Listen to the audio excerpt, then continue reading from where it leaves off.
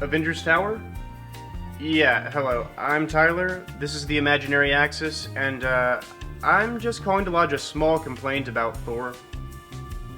Well, you see, he sat his hammer on my laptop.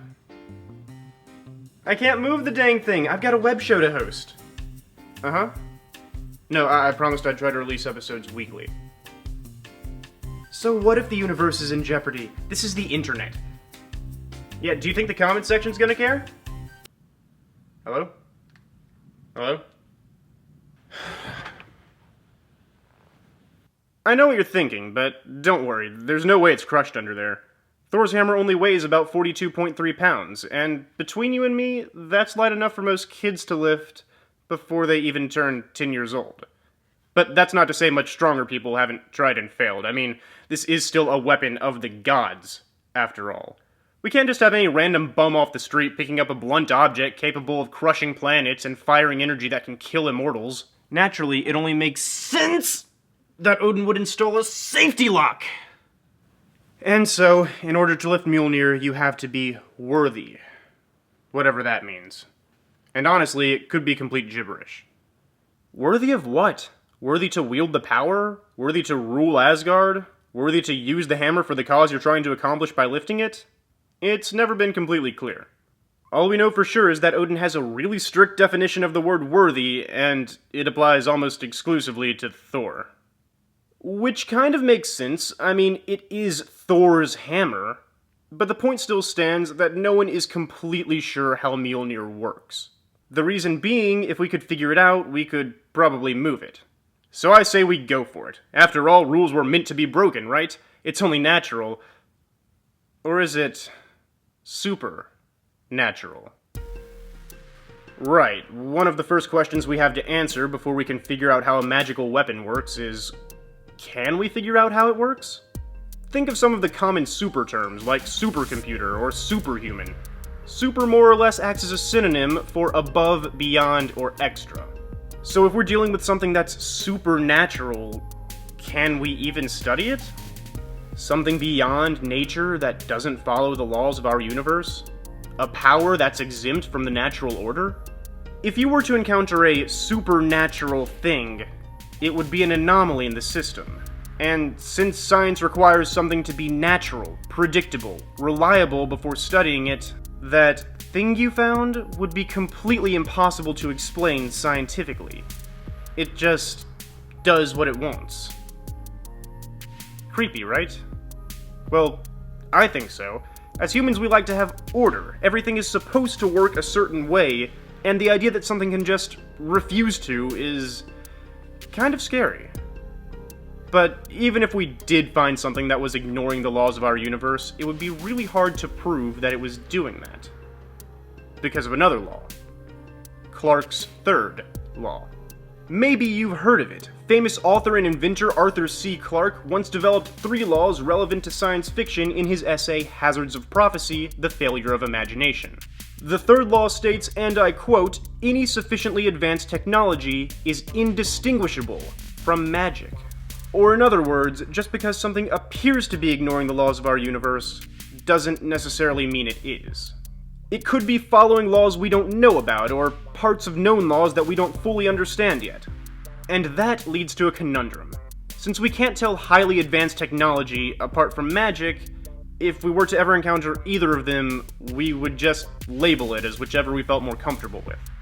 If you were to show a caveman technology, he would probably assume it was magic, but if you were to show a modern man magic, he would probably assume it was technology. Fortunately, we have a way out of this because a few critical sources have spilt the beans on exactly how supernatural Thor's hammer really is. Your ancestors called it magic, and you call it science. Well, I come from a place where they're one and the same thing. See, what Thor is saying there is that Asgardian science used to be misinterpreted as magic. The early Scandinavian people probably had encounters with the Asgardian race and assumed that their technology was supernatural because they didn't understand the full extent of the natural. And believe it or not, but this has popped up from time to time in the comics as well. In Standoff, for instance, Tony Stark studies an Asgardian crystal Thor gave him, and eventually manages to work out a way to manipulate its power into a fully functioning Iron Man suit meant to do battle with the God of Thunder himself. Remember what we said earlier, if it was really supernatural, it would be beyond scientific study. No, the Asgardian gods aren't magical, they're just a really advanced alien civilization. They are so advanced, in fact, that we have a special name for them. A Type 3 civilization. According to the Kardashev scale, a method developed in 1964 for determining a civilization's technological advancement, societies like those depicted in Star Trek are considered Type 1 civilizations, capable of utilizing every aspect of their planet to its fullest without negative repercussions. The Halo Forerunners are a good example of a Type 2 civilization, capable of utilizing all the power in their sun. But Asgardian technology is capable of producing power that dwarfs their galaxy, vast enough to alter physical laws by appealing to parts of those laws that we don't know about. They appear as gods to us because humanity is only a Type 0.72 civilization. But just because we're so much less technologically advanced than they are, doesn't mean we can't at least try to figure out how Asgardian technology works. And, get it off my laptop. After all, Thor already admitted that it's scientific, and therefore following natural laws, so we just have to figure out which natural laws his hammer is following, and manipulate them to our advantage. Whosoever holds this hammer, if he be worthy, shall possess the power of Thor. Voice recognition, used to reprogram a computer. Power emission, easy enough. And of course, the ability to perform an on-the-spot physical and psychological evaluation to determine if the person touching it meets the required parameters defined as worthiness. Now, I know that last one might sound pretty ridiculous, but it's actually not far off from what we're developing today. If you've ever taken a blood test, you probably know that the results can take anywhere from days to weeks to get back to you. After a doctor collects your blood sample, it undergoes several procedures involving well-trained personnel and complicated lab equipment. But recently, biological research has been working on a portable blood test that can give you instant results. Imagine an item that can diagnose your physical health upon touching it. Or nanobots that can determine your personality by monitoring your neurological functions. Mjolnir can evaluate you in a second to determine if you're worthy. And if you're not...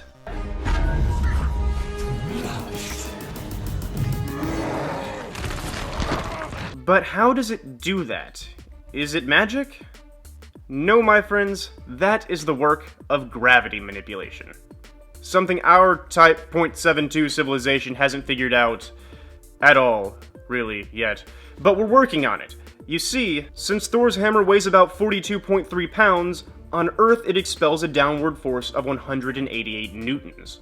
Meaning as long as the thing it's sitting on expels an upward force to match it, the hammer will stay still.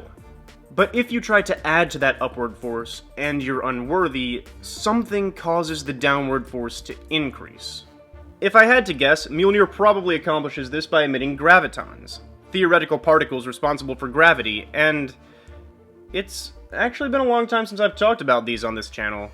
I don't think we've mentioned gravitons since my pilot episode on how Superman flies, and that was so long ago that I actually had to mention gravitons had never been observed in any manner. But today we have better evidence that gravitons exist than ever before. Because according to quantum physics, for every particle in the universe, there should be a wave counterpart. And vice versa. So in general, if you can prove that one exists, you've got some pretty good evidence that the other exists.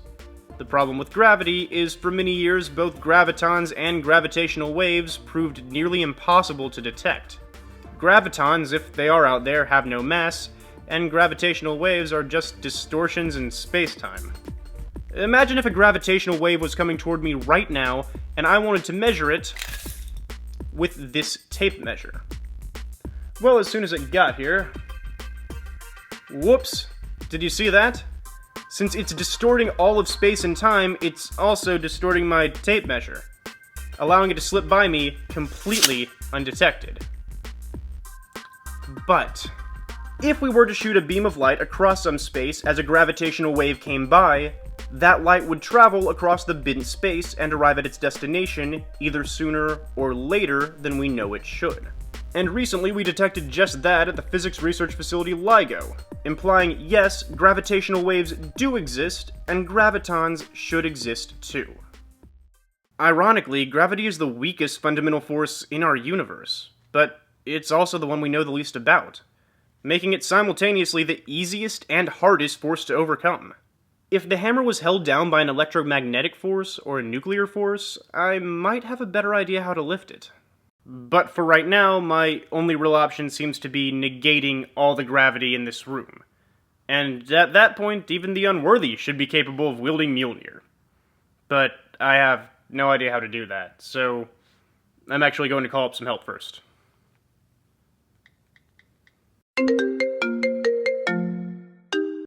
Hello? Hey, Comic Drake, you're a floating disembodied head, right? Well, sometimes. Yeah, well, I'm working on a method to negate gravity so I can get Thor's hammer off my laptop. Do you have any suggestions? Tyler, you can't just turn off gravity. Why not? I converted mass into energy last week. Because it's dangerous. Everything that has mass has gravity.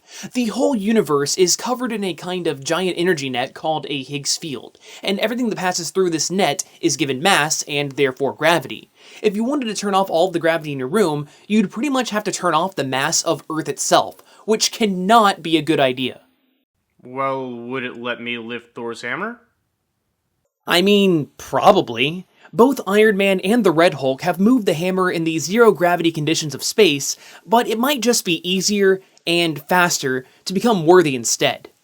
Yeah, I thought about that, but I actually tried lifting it earlier, and I'm just not worthy. Honestly, it seems like a pretty subjective term in the first place. There has to be a better way of doing it. See, now that's the interesting part. Sometimes a character is in fact unworthy until the right conditions arise. For example, Captain America usually can't lift Thor's hammer, but his personality is so close to what Odin considers worthy that in the heat of battle when he's pumped with adrenaline, he can in fact lift the hammer. All the Captain needs is a small tweak to his usual personality, and then bam! Worthy. Are you saying you actually think I have a chance to lift this hammer with just a few motivational classes? Well, it's possible. Why don't we head over to my channel and I'll show you a full list of characters that have lifted Mjolnir in the past. Maybe you can cross-reference their personalities and figure out what worthy actually means in Odin's terms. Not a bad idea. I'll be over there in a second. Just let me wrap up here first. So, I just wanted to thank you guys for sticking around to learn a thing or two about Thor. You're all worthy in my book, but I've got a hammer to lift, so whether you follow me over to Comic Drake's channel or not, I hope you have a day fit for a god. Until then.